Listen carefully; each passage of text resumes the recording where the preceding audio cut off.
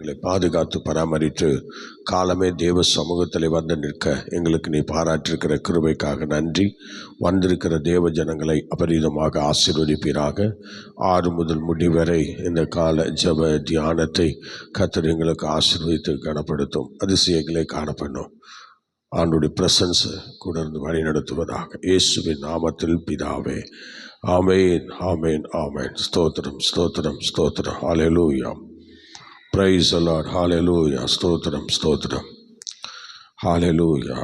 ஆண்டவர் இயேசு கிறிஸ்து இந்த பூமிக்கு சீக்கிரமாக வரப்போகிறார். அந்த ஞாபகம் எப்பொழுதும் நமக்குள் இருக்க வேண்டுமென நாம் இந்த பாடலை பாடி கர்த்தருடைய நாமத்தை மையப்படுத்துவோம். Praise God. ஸ்தோத்திரம், ஸ்தோத்திரம். ஹல்லேலூயா. மேகமீதில் இயேசுராஜன் வேகம் வாராரே, மேகமீதில் இயேசுராஜன் வேகம் வாராரே, ஆயத்தமுள்ளோரை ஆகாயம் சேர்க்க அவரே வாராரே, ஆயத்தமுள்ளோரை ஆகாயம் சேர்க்க அவரே வாராரே, மேகமீதில் இயேசுராஜன் வேகம் வாராரே. எல்லாரும் கை தட்டி பாடுமா? மேகமீதில் இயேசுராஜன் வேகம் வாராரே, ஆண்டவர் தாமே ஆர்ப்பரிப்போடே அவனிகள் வாராரே, ஆண்டவர் தாமே ஆர்ப்பரிப்போடே அவனிகள் வாராரே, மீண்டவரோ மேலகோமே செல்ல மேதினியை விடுவார், மீண்டவரோ மேலகமே செல்ல மேதினியை விடுவார், மேகமீதில் இயேசுராஜன் வேகம் வாராரே. எல்லாரும் சொல்லவா? மேகமீதில் இயேசுராஜன் வேகம் வாராரே, கிறிஸ்துவுக்குள்ளே மரித்தோரெல்லாம் கிளம்பிகை எழும்பிடுவார், கிறிஸ்துவுக்குள்ளே மரித்தோரெல்லாம் கிளம்பிகை எழும்பிடுவார், மரிக்காதிருக்கும் பரிசுத்தரெல்லாம் மறுரூபமாவாரே, மரிக்காதிருக்கும் பரிசுத்தரெல்லாம் மறுரூபமாவாரே, மேகமீதில் இயேசுராஜன் வேகம் வாராரே. எல்லாரும் சொல்லுமா? மேகமீதில் இயேசுராஜன் வேகம் வாராரே, பாடுபட்டோர்க்கு பலனளிப்பாரே, பாடுபட்டவர் தாமே, பாடுபட்டோர்க்கு பலனளிப்பாரே, பாடுபட்டவர் தாமே, கூடு நமக்கோ குறைவில்ல பலனை பூமியை கொடுத்திடுவார், கூடு நமக்கோ குறைவில்ல பலனை பூமியை கொடுத்திடுவார், மேகமீதில் இயேசுராஜன் வேகம் வாராரே, மேகமீதில் இயேசுராஜன் வேகம் வாராரே, அவர் உரைத்த அடையாளங்கள் எல்லாம் தவறாமல் நிறைவேறுதே, அவர் உரைத்த அடையாளங்கள் எல்லாம் தவறாமல் நிறைவேறுதே, அவர் வரும் வேளையை எவருமே அறிவார், ஆண்டவரே அறிவார், அவர் வரும் வேளையை எவருமே அறியார், ஆண்டவரே அறிவார், மேகமீதில் இயேசுராஜன் வேகம் வாராரே, மேகமீதில் இயேசுராஜன் வேகம் வாராரே, ஆயிரம் அவரது வசனங்கள் அதை அறிவிக்கின்றது. ஆயிரம் அவரது வசனம் அதை அறிவிக்கின்றது. அப்போஸ்தலர்கள் தீர்க்கதரிசிகள் அதையே அறிவிக்கிறார். அப்போஸ்தலர் தீர்க்கதரிசிகள் அதையே அறிவிக்கிறார். மேகமேதில் இயேசுராஜன் வேகம் வாராரே.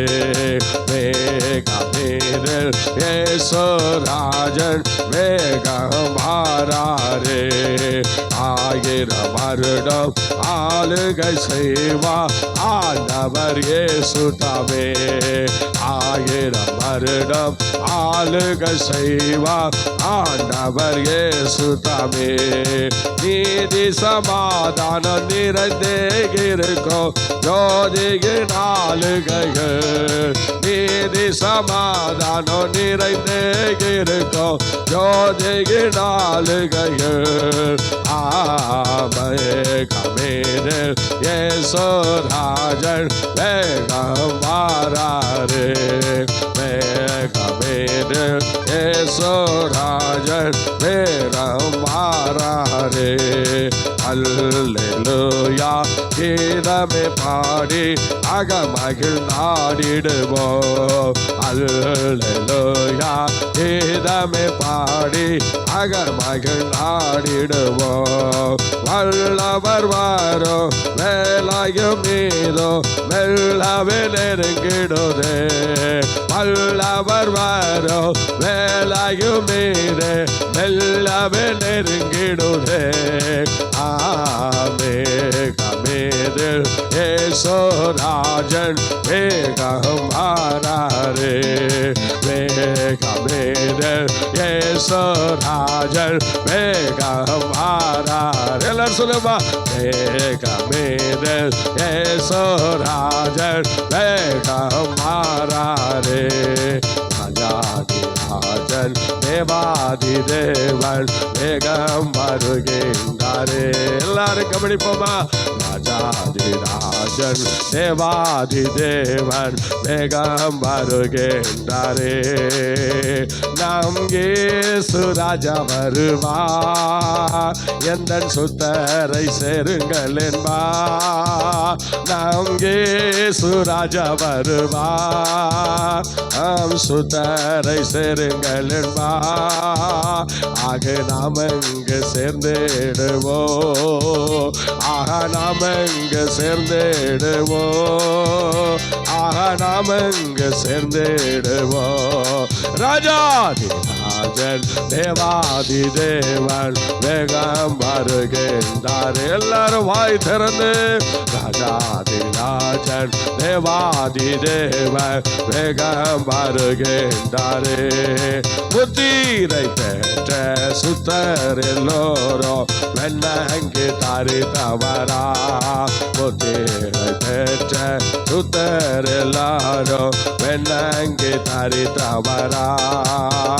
ஜெய கொடிகள் பிடித்திடுவோ மீட்பின் கீதங்கள் பாடிடுவோ. சொல்லுமா. ஜெய கொடிகள் பிடித்திடுவோ மீட்பின் கீதங்கள் பாடிடுவோ. ஆக என்ன பேரின்பம் அது. ஆக என்ன பேரின்பம் அது. ஆக என்ன பேரின்பம் அது. ராஜாதிராஜன் தேவாதி தேவன் வேகம் வருகின்றார். எல்லாரும் வாய்களை திறந்தோ. ராஜாதிராஜன் தேவாதி தேவன் வேகம் வருகின்றாரே. தீட்டுள்ளதொன்றோ உள்ளே செல்லாத மேலோக ஆட்சிகிறது. தீட்டுள்ளதொன்றோ உள்ளே செல்லாத மேலோக ஆட்சிகிறது. துக்க நோயும் ஆங்கிலையே பசி தாகமும் ஆங்கிலையே.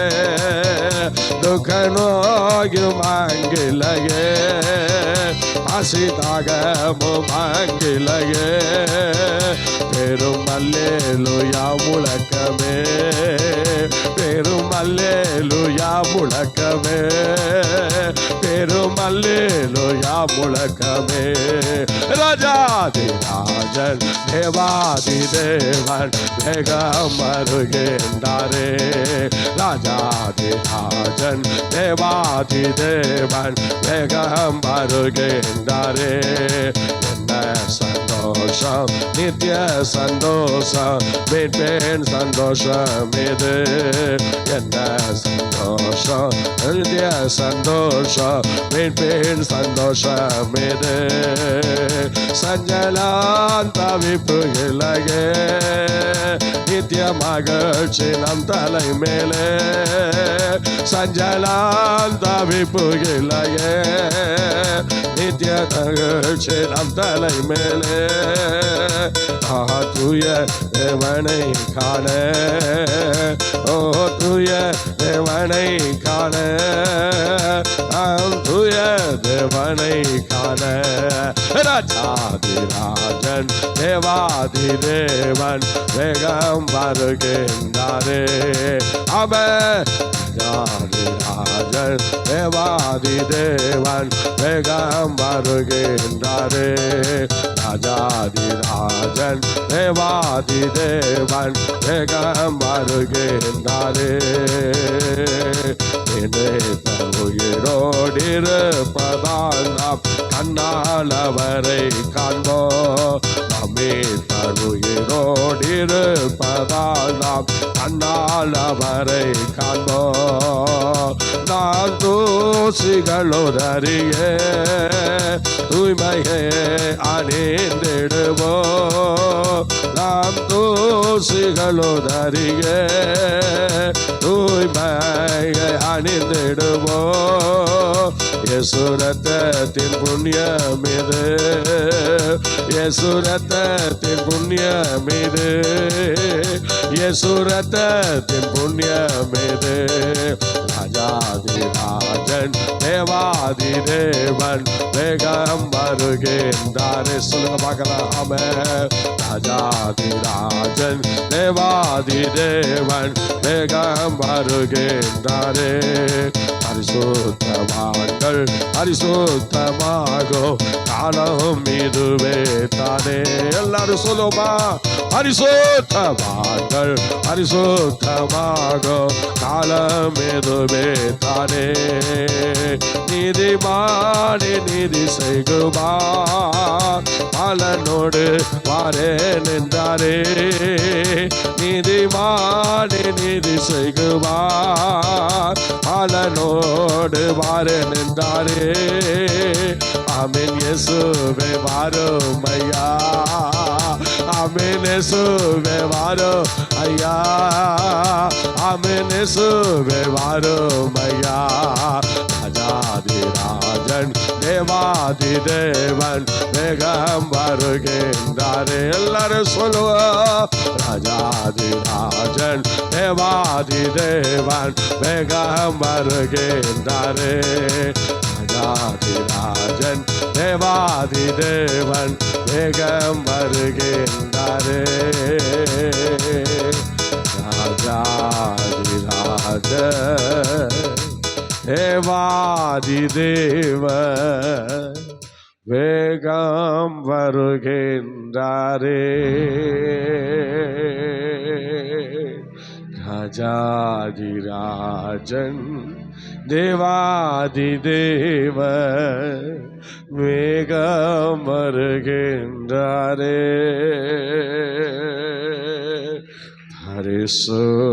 பரிசுத்தவான்கள் பல கோடி வாழும் ஹல்லேலூயா காலம் இதுவே தானே பரிசுத்தவான்கள் பரிசுத்தமாகோ நேரமும் இதுவே தானே நீதிமானே நீதி செய்குமா காலனோடு நான் வாரேன் என்றார். நீதிமானே நீதி செய்குவார். பலனோடு நான் வாரேன் என்றார். ஆமீன் இயேசுவே வாருமையா. ஆமீன் இயேசுவே வாருமையா. ஆமீன் இயேசுவே வாருமையா.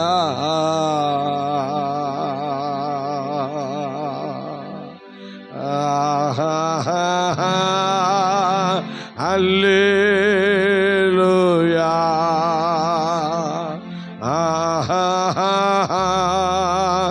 அல்லேலூயா.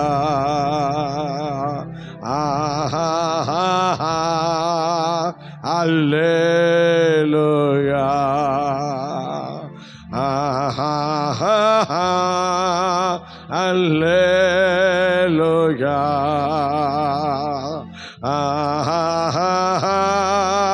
அல்லேலூயா.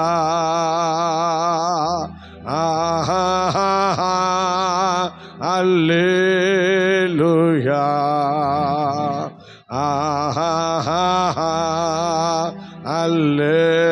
அல்லேலூயா.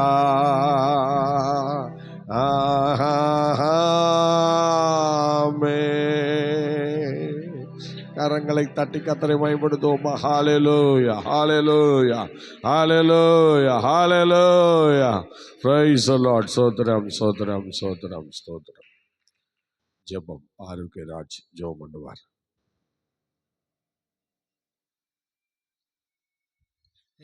நல்ல தகப்பன் துதிக்கிற ஆண்டவரே, நாளே கூட இயேசுப்பா ஆண்டவரே ஸ்தோத்திரம். காலையில் ஆண்டவரே கிருபைக்கு நன்றி. ஆண்டவரே ஆன்லைனில் பார்க்க ஆண்டவரே ஸ்தோத்திர லைவ்ல ஆண்டவரே யார் இப்போ பார்க்குறாங்களோ கர்த்தவங்களை ஆசுவதிங்க. ஆண்டவரே ஸ்தோத்திர வார்த்தையை அவங்களை ஆண்டவர் பலப்படுத்தட்டும். ஆண்டவரே ஸ்தோத்திரம் இன்னைக்கு ஓய்வு நாளாக இருக்கிறது.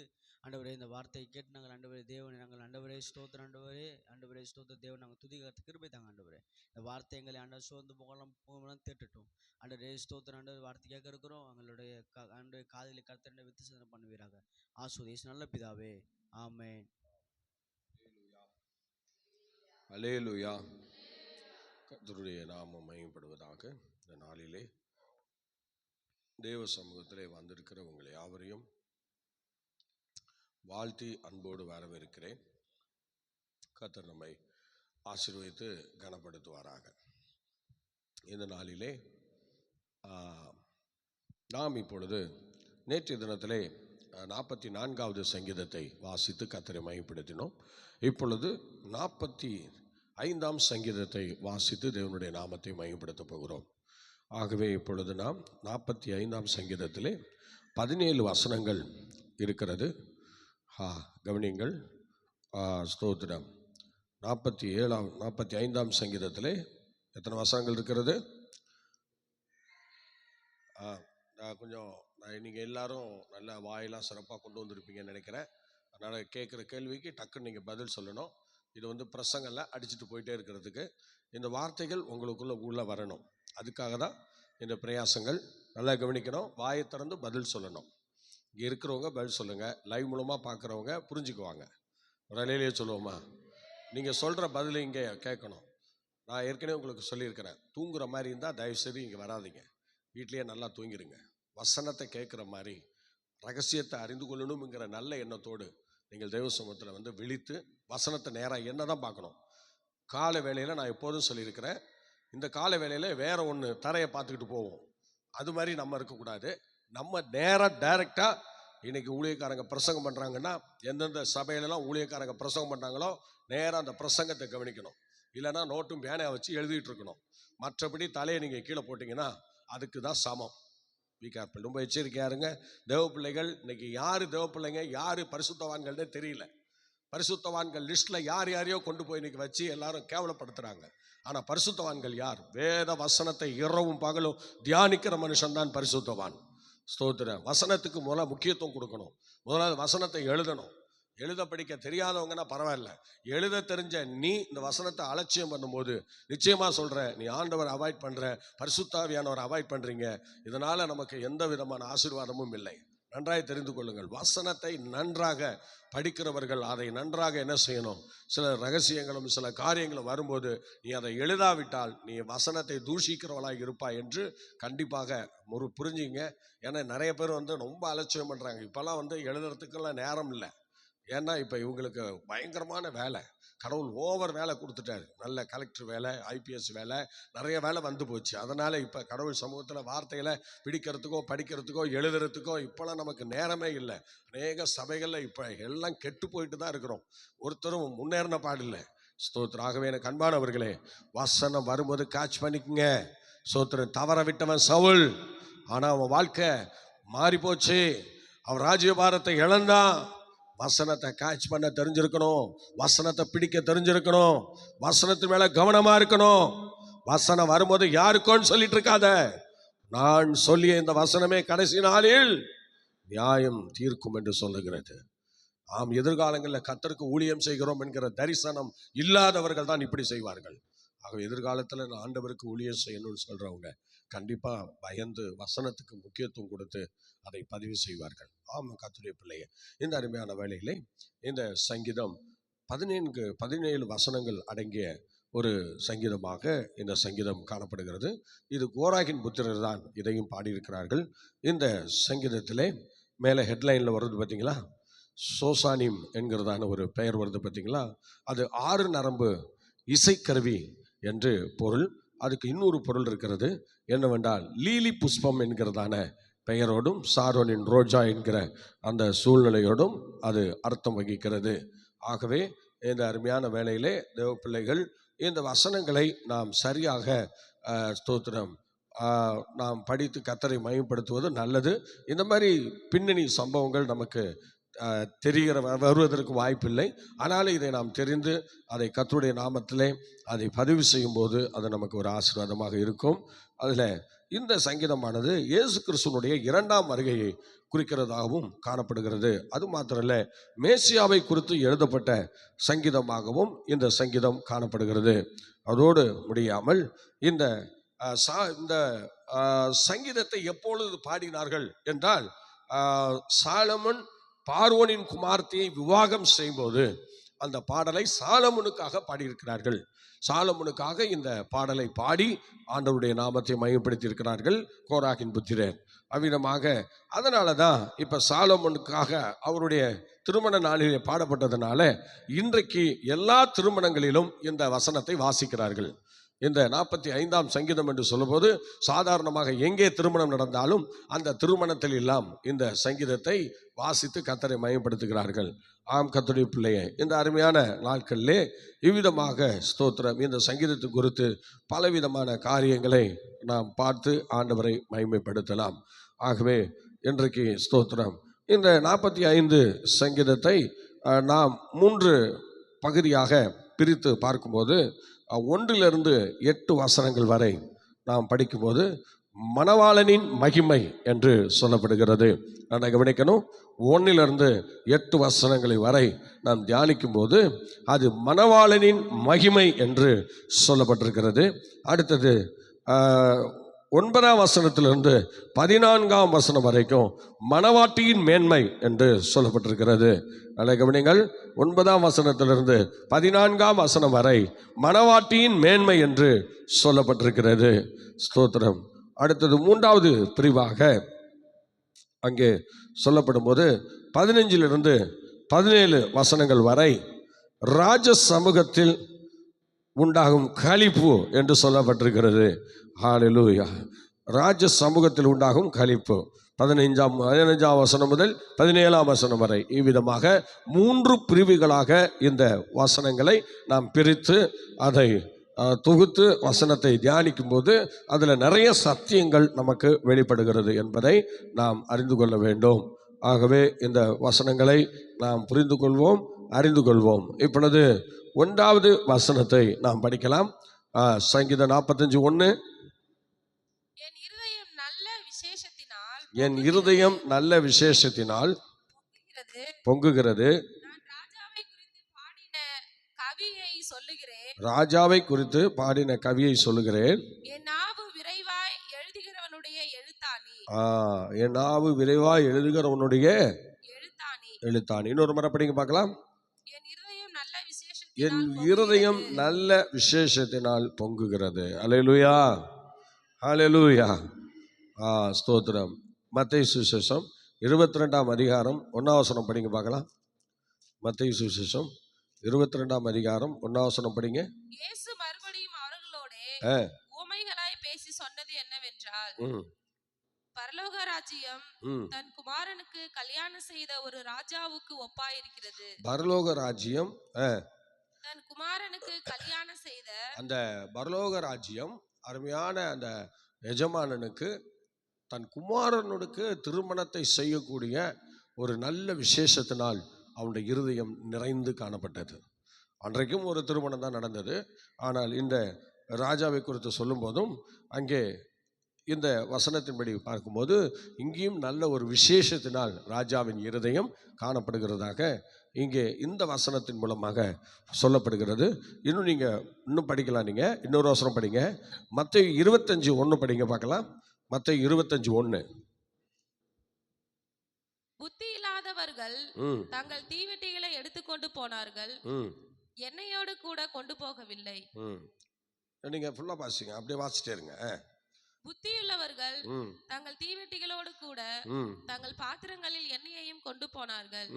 மணவாளன் வர தாமதித்த போது அவர்கள் எல்லாரும் நித்திரை மயக்கம் அடைந்து தூங்கிவிட்டார்கள். நடுராத்திரியிலே இதோ மணவாளன் வருகிறார், நடுராத்திரியிலே மணவாளன் வருகிறார், அவருக்கு எதிர்கொண்டு போக புறப்படுங்கள் என்கிற சத்தம் உண்டாயிற்று. பார்த்தீங்களா? சத்தம் உண்டாயிட்டு ஆண்டவருடைய மணவாளன் வருகிற அந்த எதிர்பார்ப்போடு காணப்பட்டதுதான் அவருடைய இருதயத்தில் ஒரு பயங்கரமான சந்தோஷம். ஆண்டவருடைய மணவாளன் வரப்போகிறார், நல்ல விசேஷம். என் இருதயம் நல்ல விசேஷத்தினால் என்ன செய்கிறது? பொங்குகிறது. அல்லேலூயா. பார்த்தீங்களா? அவருடைய இருதயம் நல்ல விசேஷத்தினால் பொங்குகிறது. இப்போ ஸ்தோத்திரம். இப்போ இங்கே மணவாளன் வந்தார், ஆயத்தமாக இருந்தவர்கள் போய்விட்டார்கள். ஆனால் ஆயத்தம் இல்லாதவர்கள், புத்தி இல்லாதவர்கள் இப்போ என்ன தேடி போயிருக்காங்க? எண்ணெயை தீவெட்டியில் வாங்கும்படி தேடி போயிட்டாங்க. இதே மாதிரி தான் தேடுற நேரத்தில் ஆண்டவரை தேட மாட்டோம். ஆனால் எல்லாத்தையும் விட்டுட்டு ஒரு நாளில் நம்ம தவிக்கும் போது தான் நமக்கு தெரியும் ஆண்டவர் நம்ம விட்டு போயிட்டார். ஒரு அலையிலேயே சொல்லுவோமா? இப்படி தான் நிறைய பேர் இன்னைக்கு பாதிக்கப்படுகிறார்கள் கர்த்தருடைய பிள்ளைகள். ஆகவே ஸ்தோத்திரம். இந்த அற்புதமான நாளிலே உங்களை நீங்கள் அர்ப்பணித்து தேவனுடைய நாமத்தை மையப்படுத்துங்க. ஒரு திருமணம் செய்யக்கூடிய அந்த தகப்பனுடைய இருதயம் ஒரு நல்ல விசேஷத்தினால் நிறைந்திருக்கிறது போல இன்னைக்கும் ஸ்தோத்திரம் ராஜாவை குறித்து ஒரு நல்ல விசேஷம் இருதயத்தில் உண்டாயிருக்கிறது. மணவாளனை குறித்து நல்ல ஒரு விசேஷம் இருதயத்தில் உண்டாயிருக்கிறது. இன்னைக்கு உங்களுக்கும் எனக்கும் நம்முடைய இருதயத்தில் நல்ல ஒரு விசேஷமாய் இன்னைக்கு காணப்பட வேண்டும். இன்னைக்கு ஆராதனை, இன்னைக்கு தேவனை ஆராதிக்க போகிறோம், இன்னைக்கு கர்த்தரை நம்ம துதிக்க போகிறோம், இன்றைக்கு தேவனை மகிமைப்படுத்த போகிறோம் என்கிற அந்த ஒரு நல்ல விசேஷத்தோடு சில பேர் என்னப்போ ஞாயிற்றுக்கிழமையா, ஆமாம் காலையில் ஆராதனைக்கு போகணும்னு சொல்லி ரொம்ப கஷ்டப்பட்டு எழும்புவாங்க. ஆனால் வேலைக்கு போகணுன்னா பாருங்கள், டக்கு புக்குன்னு எந்திரிச்சு போயிடுவாங்க. மனுஷனுக்கு பயப்படுகிற பயம் கூட கர்த்தருக்கு பயப்படுற பயம் கிடையாது. அநேக தேவனுடைய பிள்ளைகளுடைய வாழ்க்கையில் என்ன பாஸ்டர் சாத்தம் போடுவார், ஆமாம் இதுக்கு என்ன பண்ணுறது போ என்று சொல்லி அநேகர் இன்றைக்கி தேவ சமூகத்தை பயங்கரமாக புறக்கணித்து கொண்டிருக்கிறார்கள். அருமையான தெய்வ பிள்ளையே, இது தப்பிலும் தப்பு, தப்பு மேலே தப்பை நம்ம பண்ணுறது சரியில்லாத ஒரு தன்மை. ஆகவே எனக்கு அன்பான தேவனுடைய பிள்ளைகளே, நாம் உண்மையாகவே நாம் தேவனுடைய பிள்ளைகளாக இருப்போமானால் தேவனுடைய சித்தத்தை நாம் சரியாக செய்து கர்த்தருடைய நாமத்தை மகிமைப்படுத்துவோம். ஸ்தோத்திரம். நீங்கள் இப்பொழுது நீங்கள் 45ஆம் சங்கீதத்திலே 2, 4 வசனங்களை 8 வசனங்கள் வரை நீங்கள் வாசிப்பில் என்றால் ஸ்தோத்திரம், அங்கே சில குணாதிசயங்களை அங்கே நம்ம பார்க்கிறோம். நீங்கள் 4ஆம் வசனம் படிங்க பார்க்கலாம். 4ஆம் வசனம் படிங்க. சத்தியத்தின் நிமித்தமும் நீதியுடன் கூடிய சாந்தத்தின் நிமித்தமும் உமது மகத்துவத்திலே ஜெயமாக ஏறி வாரும். பாத்தீங்களா? அவர் நீதியை விரும்புகிற தேவனாக இருக்கிறார். சொல்லுங்க பார்க்கலாம். எதை விரும்புகிற தேவனாக இருக்கிறார்? நீதியை விரும்புகிற தேவனாக இருக்கிறார். ஸ்தோத்திரம். நீங்க 7ஆம் வசனம் படிங்க. அதுல நீ நீதியை விரும்பி அக்கிரமத்தை வெறுக்கிறேன். ஆதலால் தேவனே தோழரை பார்க்கிலும் உம்மை ஆனந்த தைலத்தினால் என்ன செய்கிறார்? அபிஷேகம் பண்ணுகிறார். ஹல்லேலூயா, ஹல்லேலூயா. பாருங்கள், நீதியை விரும்புகிறார், அக்கிரமத்தை வெறுக்கிறார். கர்த்தருடைய பிள்ளையை சொல்லுங்க பார்க்கலாம். நீதியை விரும்புகிறார், ஆனா அக்கிரமத்தை என்ன பண்றாரு? சுத்தமா வெறுக்கிறார். ஒரு அலையிலேயே சொல்லுங்களா? அப்ப அக்கிரமக்காரரை என்னை விட்டு அகன்று போங்கள் என்று சொல்லுகிறார். ஆனா ஒண்ணு செய்வார். என்ன செய்கிறார்னா, பாவத்தை வெறுக்கிறார், பாவியை நேசிக்கிறார். அவ்வளவுதான். பாவத்தை வெறுக்கிறார், பாவியை நேசிக்கிறார். அவனுடைய பாவங்களை மன்னித்து, அவனுடைய அக்கிரமங்களை மன்னித்து ஏற்றுக்கொள்கிறார். ஆனா அவன் பாவத்தையோ அவர் வெறுக்கக்கூடியவராய் காணப்படுகிறார். பார்த்தீங்களா? எபேசியர் 2:1 படிங்க பார்க்கலாம். எபேசியர் 2:1. ஸ்தோத்திரம். வாசிங்கள். எபேசியர் 2:1. அக்கிரமங்களினாலும் பாவங்களினாலும் மரித்தவர்களாய் இருந்த உங்களை அவர் உயிர்ப்பித்தார். பார்த்தீங்களா? அவர் உயிர்ப்பிச்சிட்டார். அதெல்லாம் செய்வார். ஆனா உன் பாவத்தை நேசிக்க மாட்டார். பாவத்தை நீ விட்டுறணும். ஹல்லேலூயா. நீ பாவத்திலிருந்து உன்னை வெளியே கொண்டு வருவார். ஆனா திரும்ப உன்னை பாவத்துக்கு அனுப்ப மாட்டார். ஒரு அலையிலேயே சொல்லுவோமா? ஆகவே எனக்கு அன்பான தேவனுடைய பிள்ளைகளே, வசனத்துக்கு நாம் முக்கியத்துவத்தை கொடுத்து கர்த்தரை மகிமைப்படுத்துவோம். நிச்சயமாக தேவன் நம்மை ஆசீர்வதிப்பார். ஸ்தோத்திரம். 3ஆம் வசனம் படிங்க பார்க்கலாம். அப்படியே இல்லை, 3ஆம் வசனம் படிங்க. அவர்களுக்குள்ளே நாம் எல்லாரும் முற்காலத்திலே நமது மாம்ச இச்சையின்படி நடந்து எதுங்க 45:3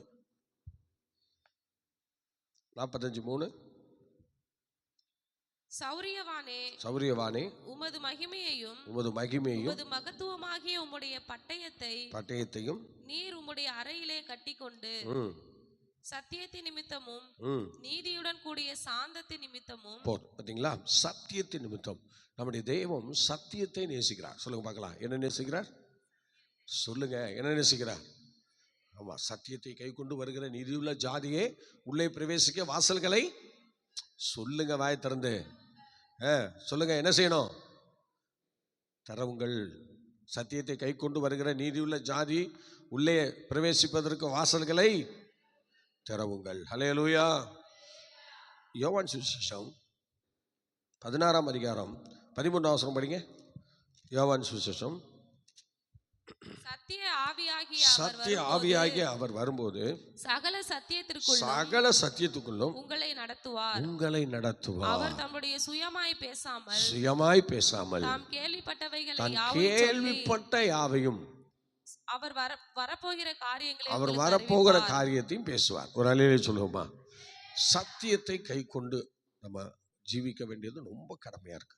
சும்மா நான் சத்தியத்துக்காக போறேன், சத்தியத்துக்காக வாழ்றேன் அப்படிலாம் சும்மா டூப் அடிச்சிட்டு இருக்க கூடாது. சத்தியத்துக்காக என்னென்ன விஷயங்களை நாம் செய்து கொண்டிருக்கிறோம் என்கிறதாக நம்முடைய இருதயமும் நாமும் பேசிக்கொள்ளணும். பார்த்தீங்களா? இந்த 3ஆம் வசனத்திலே அவர் சொல்லுகிறார், சத்தியத்தை அவர் நேசிக்கிறவராய் காணப்படுகிறார் என்பதை நாம் பார்க்கிறோம். நீங்க எபிரேயர் நிருபம் 8ஆம் அதிகாரம் 9ஆம் வசனம் படிங்க. 8:9 படிங்க. அவர்களுடைய பிதாக்களை எகிப்து தேசத்திலிருந்து கொண்டு வரும்படிக்கு நான் அவர்களுடைய கையை பிடித்த நாளிலே அவர்களோடு பண்ணின உடன்படிக்கையை போல இது இருப்பதில்லை. அந்த உடன்படிக்கையிலே அவர்கள் நிலை நிற்கவில்லையே. நானும் அவர்களை புறக்கணித்தேன் என்று கர்த்தர் சொல்லுகிறார். எங்க சத்தியம் நமக்குள்ள இல்லையோ நாம் ஒரு புறக்கணிப்புக்கு நேராக கடந்து செல்ல வேண்டிய சூழ்நிலை இருக்கிறது. கர்த்தருடைய பிள்ளை, அவரோடு உடன்படிக்கை செய்தவர்கள் அந்த உடன்படிக்கையில நிலைத்திராமல் போய்விட்டார்கள், சத்தியத்திலே நடக்காமல் போய்விட்டார்கள். அதனால தேவனும் அவளை புறக்கணித்து விட்டார். ஆகவே இன்னைக்கு ஆரம்ப காலத்திலே உடன்படிக்கை பண்ணும், சத்தியத்துக்காக வாழ்வேன், ஆண்டவருக்காக நிற்பேன்னு சொல்லியெல்லாம் சொன்னோம்ல. ஆனா இப்ப நம்ம நிக்கிறோமா? யோசிச்சு பாருங்க. இப்ப நம்ம நிக்கிறோமா? சத்தியத்துக்காக வாழ்றோமா? சத்தியத்தை கை கொண்டு வருகிற ஒரு நீதியுள்ள ஜாதியாக இன்னைக்கு நம்ம காணப்படுகிறோமா? நம்மால சத்திய மார்க்கம் தூசிக்கப்படலையா? யோசிச்சு பாருங்க. சத்தியத்துக்காக வாழணும். ஹல்லேலூயா. ஆண்டவருடைய வசனம் என்ன சொல்லு பார்த்தீங்களா? நானே வழியும் சத்தியமும் ஜீவனுமாய் இருக்கிறேன், என்னாலே அல்லாமல் ஒருவனும் பிதாவினிடத்தில் வாரான்னு சொல்லிட்டார். நல்லா கவனிக்கணும். சத்தியம் நமக்கு ரொம்ப அவசியம். ஆகவே சத்தியம் இல்லாத இடத்திலே தேவன் அங்கு வாசம் பண்ண மாட்டார் என்பதை நீங்கள் நன்றாக தெரிந்து கொள்ள வேண்டும். அல்லேலூயா சொல்லுங்க. அல்லேலூயா, அல்லேலூயா. ஆகவே கர்த்தருடைய பிள்ளைகள் விதமாக செயல்படுங்கள். சங்கீதம் 2:9 படிக்க பார்க்கலாம். சங்கீதம் 2:9.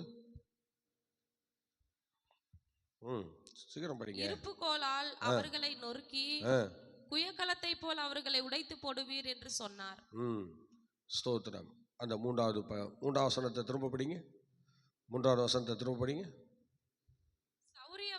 சௌரியவானே உமது மகிமையையும் உமது மகத்துவமாகிய உம்முடைய பட்டயத்தையும் உம்முடைய அறையிலே கட்டிக்கொண்டு சத்தியத்தின் நிமித்தமும் நீதியுடன் கூடிய சாந்தத்தின் நிமித்தமும் உமது மகத்துவத்திலே ஜெயமாக ஏறி வாரும். அல்லேலூயா, ஸ்தோத்திரம். 26 மத்தேயு 26:52 படிங்க பார்க்கலாம். மத்தேயு 26:52 சீக்கிரம் படிங்கள். 26:52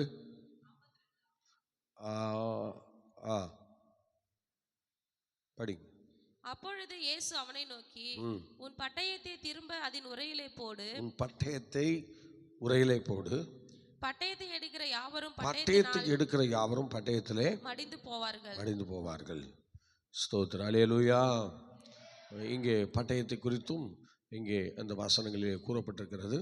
ஆனால் பட்டயத்தை எடுத்து யுத்தம் பண்ணி நம்ம சாம்ராஜ்யத்தை கட்டி எழுப்ப முடியாதுன்னு இப்போ சொல்லிட்டார், இயேசு கிறிஸ்து சொல்லிட்டார். ஆனால் இயேசு கிறிஸ்து வருவதற்கு முன்னாடி பட்டயமும் அதுவும் இதுவும் தான் இருந்துச்சு எல்லாரும் கையிலையும். ஸ்தோத்திரம். எல்லாரும் பட்டயத்தால் வெட்டி போடுறது தான் வேலை. ஆனால் இயேசு கிறிஸ்து வந்த பிறகு பட்டயத்துக்கு வேலை இல்லை. பட்டயத்தை ஒழிச்சிட்டார். இப்போ பாம் அது இதுன்னு சொல்லி புதுசாக என்னென்னமோ கண்டுபிடிச்சிட்டான். அதனால் இன்றைக்கு பட்டயத்தை நாம் இனிமே கையில் எடுக்கக்கூடாதுன்னு சொல்லிட்டார். அதுக்கு பதில் தான் ஆவியின் பட்டயம் என்கிற நம்ம பைபிளை வேத வசனத்தை நம்ம கையில் கொடுத்துட்டார்.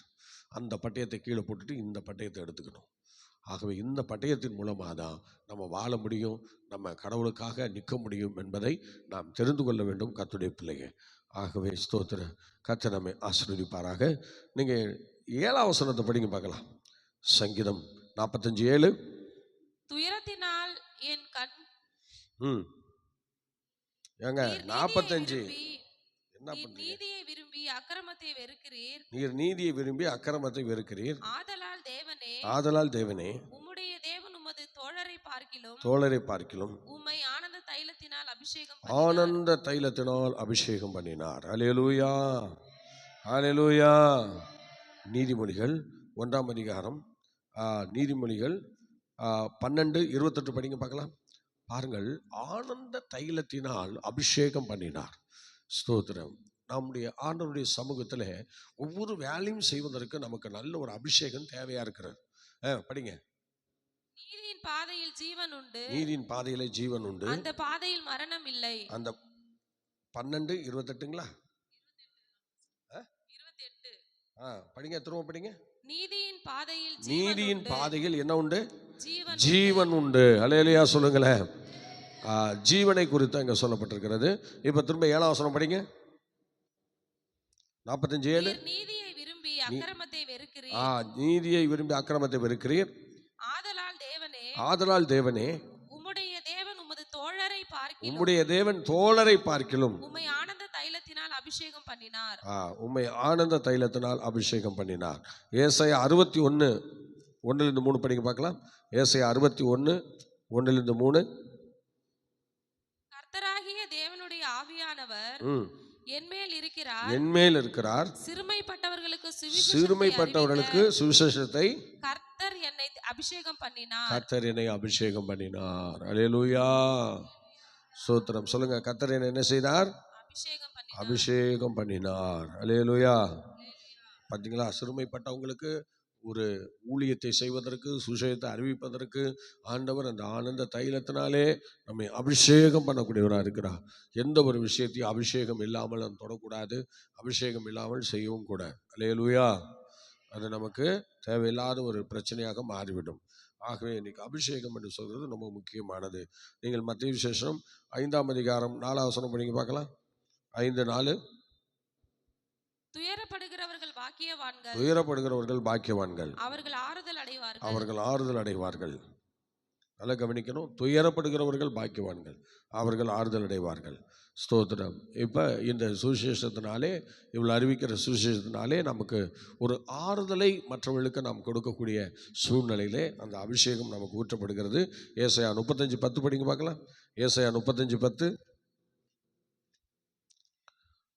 ஏசாயா 35:10. கர்த்தரால் மீட்கப்பட்டவர்கள் கர்த்தரால் மீட்கப்பட்டவர்கள் திரும்பி ஆனந்த களிப்புடன் பாடி திரும்பி ஆனந்த களிப்புடன் பாடி சீயோனுக்கு வருவார்கள். சீயோனுக்கு வருவார்கள். நித்திய மகிழ்ச்சி அவர்கள் நித்திய மகிழ்ச்சி அவர் தலையின் மேல் இருக்கும். சந்தோஷமும் மகிழ்ச்சியும் அடைவார்கள். சந்தோஷமும் மகிழ்ச்சியும் அவளுக்கு அடைவார்கள். ஹல்லேலூயா. ஆறுதல் அடைவது மாத்திரமல்ல, சந்தோஷமும் மகிழ்ச்சியும் அடைவார்கள். ஹல்லேலூயா சொல்லுவோமா? ஹல்லேலூயா. ஸ்தோத்திரம். ஆகவே இந்த ஸ்தோத்திரம் ஆறுதல் அடைகிற விஷயங்களை குறித்து இங்கே சில வசனங்களை இங்கே நம்ம படித்தோம். நீங்கள் இப்பொழுது எபிரேயர் 8:9 படிங்க பார்க்கலாம். எபிரேயர் 8:9.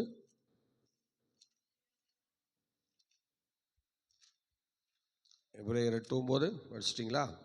அவர்களுடைய பிதாக்களை எகிப்து தேசத்திலிருந்து கொண்டு வரும்படிக்கு நான் அவர்களுடைய கையை பிடித்த நாளிலே அவர்களோடு பண்ணின உடன்படிக்கையை போல இது இருப்பதில்லை. அந்த உடன்படிக்கையிலே அவர்கள் நிலை நிற்கவில்லையே. அந்த உடன்படிக்கையில அவங்க நிலை நிற்கல. நானும் அவர்களை புறக்கணித்தேன் என்று கர்த்தர் சொல்லுகிறார். ஆமா, ஏற்கனவே நம்ம இந்த வசனத்தை இன்னொரு பகுதியில் வாசிச்சோம். ஆனா இந்த பகுதிக்கு இந்த வசனத்தை நாம் பார்க்கிறோம். சார், இப்பொழுது நீங்க ஆதியாகமத்தின் புஸ்தகம் 18:19 படிங்க பார்க்கலாம். ஆதியாகமத்தின் புஸ்தகம் 18:19. Praise God. Hallelujah. சீக்கிரம் படி.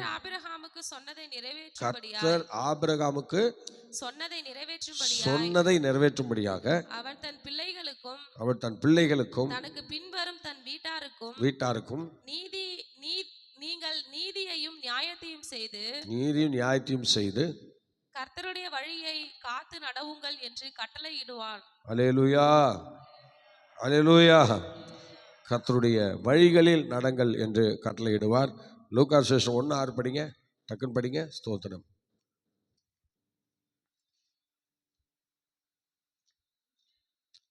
அவர்கள்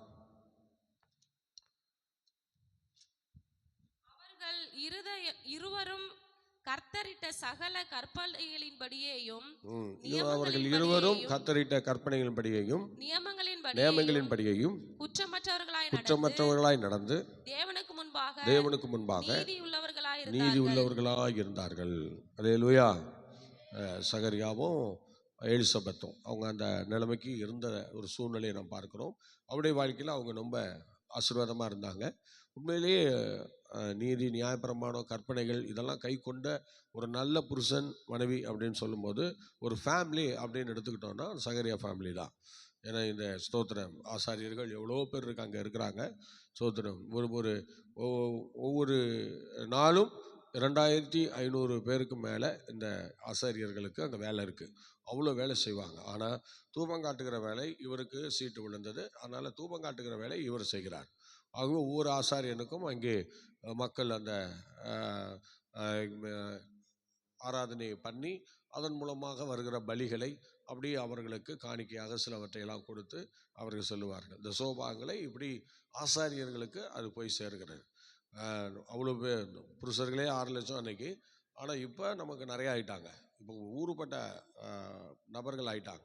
அப்போ இஸ்ரவேல் தேவாலயத்திலே வருகிற எல்லா தசோபாகங்களும் அவங்க அவ்வளோ பேர் 2500 பேருக்கும் அது போய் சேர்ந்து விடும். அல்லேலூயா சொல்லுங்களேன். ஆமாம், அந்த ஆசீர்வாதம் அவளுக்கு போய் சேர்ந்துடும். அதனால் இந்த தசோபாகங்களை ஆசாரிகளுக்கு தான் கொடுப்பார்கள். சோத்திர தசோபாகங்கள் எல்லாரும் சில இடத்துல சாப்பிட்றாங்க. வேலை செய்கிறவங்க அவங்கவுங்களாம் தசோபாகம் வாங்குறாங்க. அப்படிலாம் வாங்கக்கூடாது, தப்பு. தசோபாகம் என்று சொல்ல லேவியனுக்கும் ஆசாரியன் அவ்வளோதான். பலிபீடத்தை சார்ந்திருக்கிற அவங்களுக்கு தான் அது கொடுக்கணும். அதனால் இன்னும் சொல்லப்போனால் பழைய ஏற்பாட்டின்படி தசோபாகம் அவங்க பேரில் எந்த சொத்து இருக்கக்கூடாது. சோத்திரம். ஏராளமான லேண்ட்ஸ் அது இது வாங்கிலாம் போடக்கூடாது. சோத்திரம். அந்த தசோபாகத்தை வச்சு ஊழியம் பண்ணணும், ஆலயம் கட்டணும், அதான் பண்ணணும். ஆனால் இப்போ அதெல்லாம் மாறி போச்சு. எல்லாம் தசோபாகத்தை வச்சு என்னென்னமோ பண்ணிகிட்டு இருக்கா. பண்ணட்டும், அதை ஆண்டவர் பார்த்துக்குவார். அதனால் இப்போ நம்ம தசோபாகங்களை கர்த்தர் கொடுப்பாரானால் அதை வச்சு நம்ம சபைகளை கட்ட வேண்டும், பல ஊழியங்களை செய்ய வேண்டும், ஏழை எளியவர்களுக்கு மருந்து கொடுக்க வேண்டும், தனக்கு கீழே ஊழியம் செய்கிறவர்களுக்கு கொடுக்க வேண்டும். இப்படி நிறையா காரியங்களை இப்படி தான் நம்ம செய்யலாம். ஆனால் இது சேர்த்து லேண்ட் வாங்குறது, சோத்திரம் பிள்ளை பேரில் சொத்து சேர்க்கறது, ஒரு பிஸ்னஸாக மாறி போச்சு இன்னைக்கு. அதனால் அந்த இன்னைக்கு தசோபாகத்தை குறித்து ரொம்ப பேர் கேவலமாக பேச ஆரம்பிச்சிட்டாங்க. அதனால் தசோபாகம் என்றால் அது ஆசாரியனுக்கும் ஆலயத்துக்கும் உரியது. அது அங்கே போயிடும், அவங்களுக்குள்ளே அது போயிடும். அவங்க நல்ல ஊழியக்காரங்கெல்லாம் அதை பயன்படுத்திடுவாங்க.